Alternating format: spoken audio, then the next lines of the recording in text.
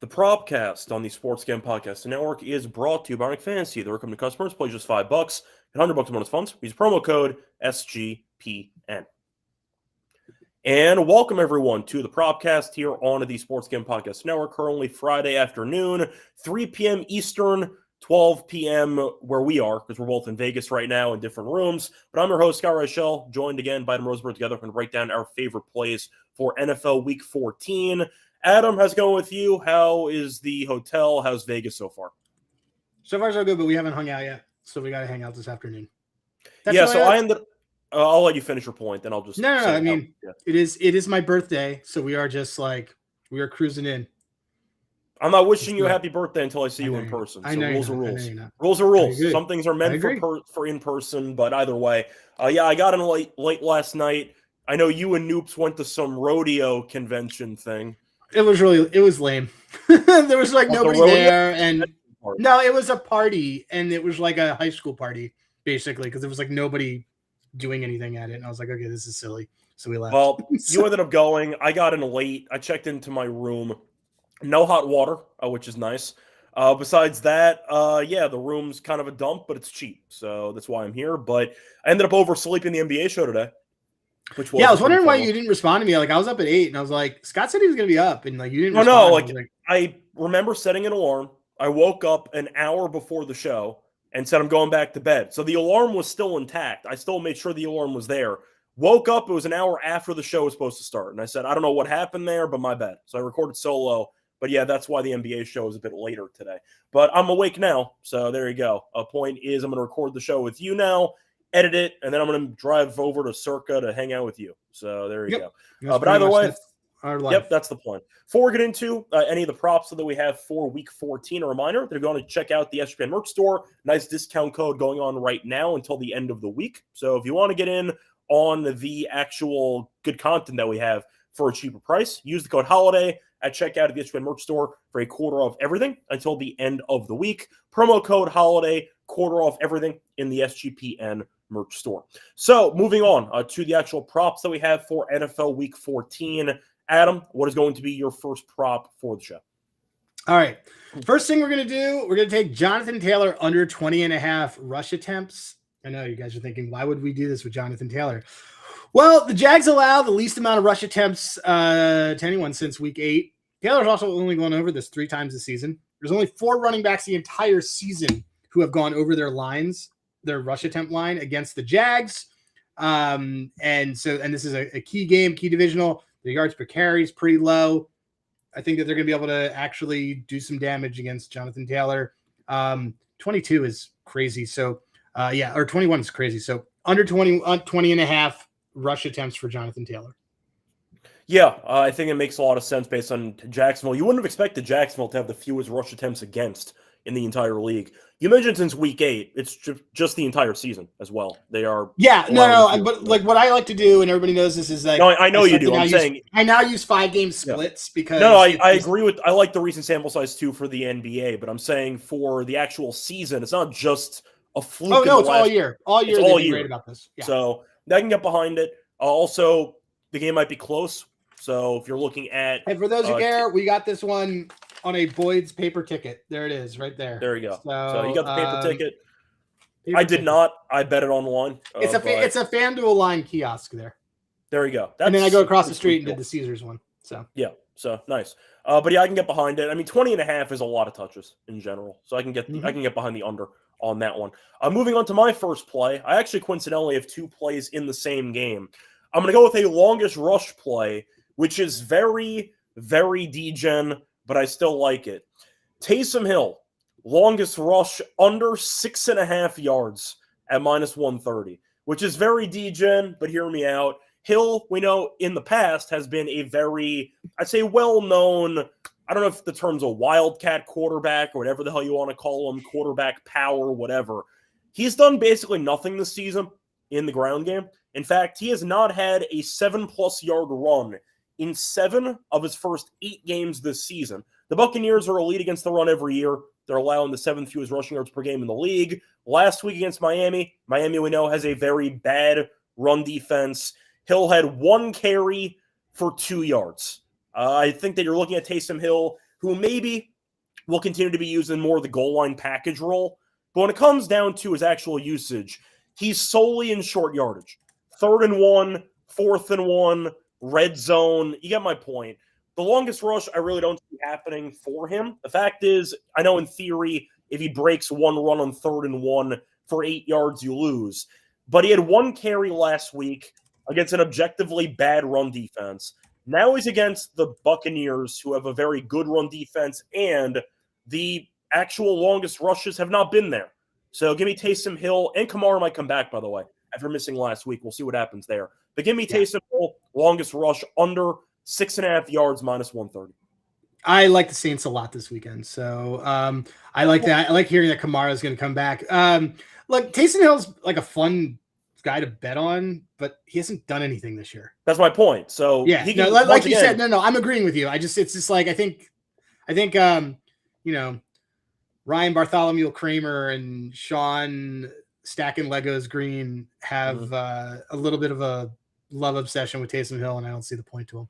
Well, look, I'll put it this way. If you're ever going to actually bet on Taysom Hill this year, it's touchdown or bust.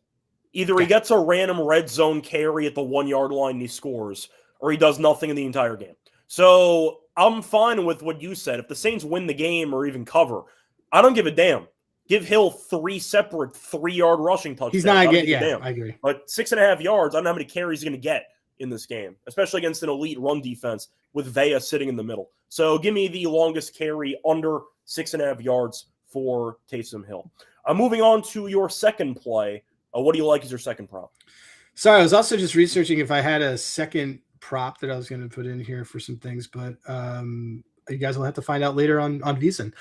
Okay, so Kirk Cousins interception. We talked about this last week when it was plus 155 because it was plus 155 against a team that had no interceptions all year. Guess what? This is the opposite. It's minus 108 against the team that has the most interceptions this year, Seattle. So this, I do not, like, I literally wrote in my notes, what the fuck is this number? Seattle leads the league in takeaways and interceptions, 4 against Rosenberg last week, who we know stinks. Give me Kirk Cousins, get back to basics, throw a pick for us, minus 108. Yeah, I love the play. I think at the end of the day, this was a play I actually thought about taking myself and decided not to. You ended up sending it to me, so I'm happy that I did not take it because we would have had the same thing. Yeah, Cousins against the Jets didn't look very good. There were no picks involved, but Cousins is a complete statue. Seattle can get after the quarterback. They're also very good at intercepting, and they're opportunistic. So I like the play as well. I mean, minus 108 is a joke. We both think Cousins stinks. I think he's washed. I mean, I think it's going to be an ugly game for the Falcons in general, but especially for Cousins. So I love the play as well. I think Cousins, I don't know if it's a ladder opportunity for 1 and 2 picks, but I don't think we need to go. I don't think we need to go crazy, but no, I don't think we have to either because 1 is a good price, but I think 2 is definitely in the possibility. It's a realm of possibility, right? I think we should get a game script for it because Seattle is a 7-point road favorite, and I think they smashed this team. But I do too. Yeah, 2's not that great. Okay, 2's only plus 432. Which is like, okay. It's just given that, keep in mind when we took Caleb a couple weeks ago, 2 was like 5-1. Okay, so I'll rephrase. Would you prefer a Cousins 2 interceptions play or a Seattle defensive touchdown play? Seattle defensive touchdown. Okay, so the point is there's definitely something there with that. Yeah, it's also with Drake. Like, I don't think he has a lot of guys to throw to, so I don't know if, like, the volume's going to really be there for 2 picks. But like, I think one of them's not going to get in the right. Well, what weapons do they have? Pitts has been underwhelming again. Who could have seen that coming? Mooney's been useless. They don't have anybody. I forgot Mooney was on the team, and he was supposed to be like a big piece for that offense. He's been terrible. They've been using, Sills is their new guy. That's what they've been using a little bit. So, not many weapons, but I think it's a bad matchup for Cousins as well. So I agree with you about the pick. Also don't mind the play on Seattle defensive touchdown because that can definitely be a good opportunity there. Anyway, before we get into the rest of the props for the show, reminder, they're brought to you by our new sponsor, Kalshi. So if you like trying prediction markets in all 50 states, check out Kalshi because it's available in every single state. And a reminder, you can trade a bunch of markets in sports, including the NFL, college football, college basketball, NBA, NHL, and more. Plus, you can even trade props like first touchdowns. They have a lot of other options as well besides sports with entertainment, politics, even weather, if you want to be a super degen. But a reminder, if you want to actually try out Kalshi, we have a new offer with Kalshi. Get $20. No questions asked when you use the promo code SGPN at sign up. That's Kalshi, KALSHI. Promo code SGPN for a free $20. We're also brought to you by Fantasy. So if you want to check out Pick'em entries, chance to win 5,000 times your entry, pick higher or lower on player stats, mix and match your sports with the NFL, with college football, with NBA, college basketball, NHL, you name it. But you can create different entries. So once again, different sports, mix and match, chance to win 5,000 times your entry. And a reminder for new customers, play just $5, get $100 bonus funds. Use promo code SGPN. Welcome back, everyone, to the Propcast. Finished going through our first couple props for Week 14. Time to go on into my second prop for the show. Same game. Said I was going to stay with the Saints game against the Buccaneers. Give me Bucky Irving. I'm going to take his over 64.5 rushing yards at minus 114. I've seen most books of 65.5 or 66.5. I think he gets to 70, but I found a 64.5. So I'll take that at minus 114. Last week, he was pretty good for us. We had the ladder. He had 17 carries for 61 yards. So now the 17 carries part was a bit surprising because he had not played in 2 months. So Tampa immediately looked at the, I'd say, supporting running backs and said, damn, you guys suck, and gave the ball to Irving 17 times in his first game back. So there was no easing in process. We know White is a receiving back. Tucker is okay, but he's clearly a backup. They went into the game last week and said, Irving, we are giving you the damn ball. We don't care how long you've been out for. Take us to a victory. And I see a pretty similar story here because the Saints have really not been good against running backs this season. They're allowing the 4th most rushing yards per game to running backs. And on top of that, last year, he owned the Saints. 2 career meetings, 81-plus yards in both games. I think the number's too short. I understand you could argue that there are some other running backs at play. Not really, because once again, Irving in his first game back in 2 months to help cash us the ladder got the absolute workhorse treatment from this team. I see 17-plus carries. I believe his carries numbers at 17.5. So if you're going to give me that many touches against a bad run defense, I'll take it. Give me Irving to go over 64.5 rushing yards at minus 114. Love it. Let's do it. Like I said, I do like the Saints in this game, but I think Irvin's going to get that. It's mainly about usage, though. Like, first game back, he had 17 carries off the rip. I just think he's going to be, of course, the main running back on the team. So there you go. Moving on to your final prop. What do you like? Man, there's a lot of stuff that I also like that I'm not going to be able to give out. Oh man, they're really like there's a lot of good stuff. I'm just seeing stuff that I'm going to give out tonight. I'm just like, wow, do I want that? Do I want this? I think I want who's run over my rush. Okay, writing a note to myself. Okay, so final play, and this is going to tie into my ladder. Kenny Gainwell over 17.5 receiving yards. I think it moved up to 18.5 right when we started the show. I don't care or like it. Up. Over in 3 straight, 81, 30, 25. He is kind of with Aaron Rodgers and basically every quarterback on that team unable to really throw the ball. He's kind of become a de facto massive receiving option for them. Baltimore also 27th in the league in running back receiving yards. I took the Chase Brown receiving yards on Thanksgiving, so that worked out. Yeah. 4th worst DVOA to running backs. 3 straight overs against bottom half passing defenses. And 3 straight running backs have gone over the 6 of their last 9 in the last 5 games. Kenny Gainwell, I think that there is ladder possibility here, so we're going to take Kenny Gainwell. I'll give the updated number for people right here as we do this. So we're going to go Kenny Gainwell. Let's start it at 20. We'll go 20. We'll go 30. And we will go 20, 30, and then sprinkle on 30-1 leading receiver in the game. Okay, so we're going to stop the ladder at 30 and then go for the leading receiver. Yep. Okay. Do you have the prices on that by any chance? Yeah, so 20 is minus 102. 30 is plus 220. I mean, if you want, we could do the 40. Yeah, you can do 40. It's just a weird number, plus 471. I just think that if he gets past 40 yards, he does that in this type of game, in a divisional game. I like 30. I like 30-1 for him to lead. Like if I know you're going to ask me like what number do I think he needs to get it? 70 could possibly do it. Yeah, that's fine. So 30-1 for him to lead the game in rushing, I think is a good play. I mean, we think Rodgers. Lead the game in receiving, I think is a good play. Yeah, we think Rodgers is a corpse. So we took his longest completion under last game. They never he can't throw. And then he died again. And now he's still there. But him or Rudolph, who cares? The team sucks.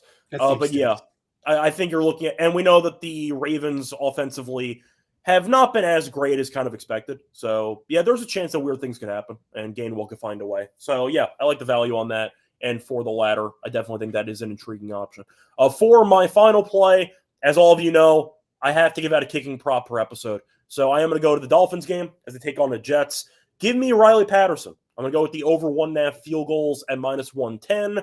He's been a machine. He's made at least 2 field goals in 6 of his last 7. He's made 7 field goals in the last 2 games. So recently there's been an even bigger uptick in volume. And the Jets allow a bunch of field goals. They're allowing the 3rd most field goal attempts per game in the league. We know Miami's red zone offense has really not been great recently, which is the main reason why Patterson's field goal numbers have been impressive. The Jets, though, have a pretty good bend but don't break defense in general.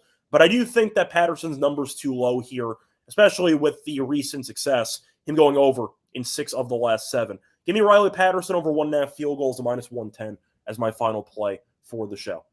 Anyway, moving on to bonus bets. Adam, what do you like that did not make the final cut?